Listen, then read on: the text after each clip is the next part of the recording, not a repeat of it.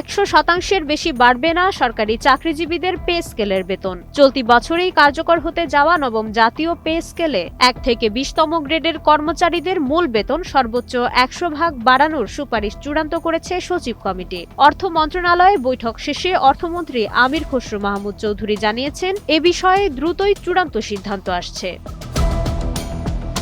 নতুন এই pay scale বাস্তবায়ন করা হবে 2 ধাপে। প্রথম বছরে কার্যকর করা হবে শুধু বর্ধিত মূল বেতন, আর দ্বিতীয় বছরে যোগ হবে বাড়ি ভাড়া ও অন্যান্য সব ভাতা। 2026-27 অর্থ বছরে বেতন ভাতার জন্য বরাদ্দ রাখা হয়েছে 89,836 কোটি টাকা। পেনশন ও গ্র্যাচুইটি সহ মোট বরাদ্দ ধরা হয়েছে 1,41,434 কোটি টাকা।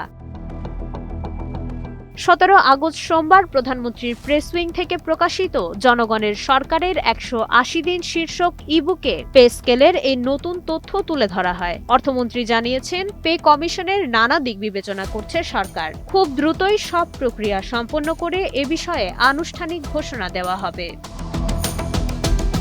মাই শামালিহা, সময়ের আলো।